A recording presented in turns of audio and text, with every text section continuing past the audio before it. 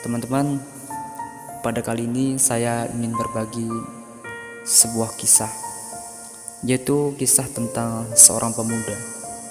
Pemuda yang kaya raya, pemuda yang memiliki banyak mobil, memiliki banyak rumah, perusahaan, bisnis, dan lain sebagainya. Namun suatu hari, pemuda ini harus mengalami kebangkrutan yang begitu hebat pada perusahaannya.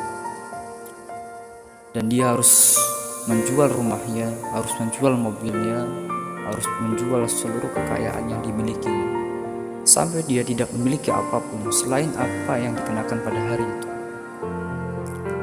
Pemuda ini melangkah dengan gontai, lesu, tertunduk, lelah, seakan-akan memiliki beban yang begitu berat. Namun pemuda ini tetap melangkah dengan gontai menuju ke sebuah tempat duduk. Di tempat duduk itu pemuda memandang ke arah langit dengan mengharapkan ada keajaiban yang datang pada dirinya. Seketika dia mengalihkan pandangannya kepada seekor laba-laba. Nampaknya laba-laba itu sedang membuat sarang, sedang membuat rumahnya dengan merayap, merajut, melompat. Laba-laba itu pun membuat rumahnya.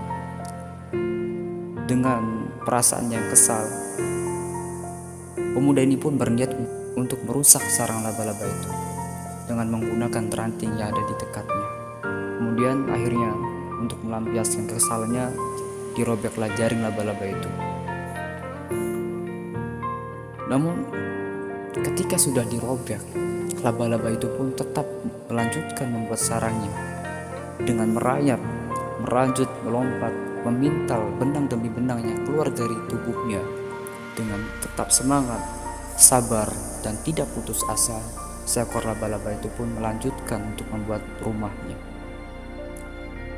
Akhirnya pemuda ini pun berniat untuk merusak kembali sarang laba-laba itu dan dirobek kembali sarang laba-laba itu. Pemuda ini ingin tahu apa yang dilakukan oleh laba-laba ketika sarangnya dirusak kedua kalinya. Apakah laba-laba ini lari terbirit-birit? Apakah laba-laba ini tetap membuat sarangnya? Kemudian diperhatikannya, ternyata laba-laba ini tetap melanjutkan membuat rumahnya dengan merayap, merajut, melompat, memintal benang demi benang. Tetap semangat, tidak ada perasaan putus asa. Laba-laba ini tetap melanjutkan membuat rumahnya.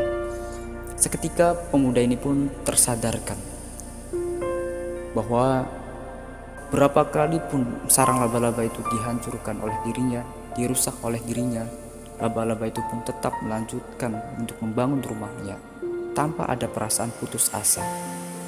Dan akhirnya dia tersadarkan bahwa dalam hidup ini dia tidak boleh putus asa, dia tidak boleh menyerah.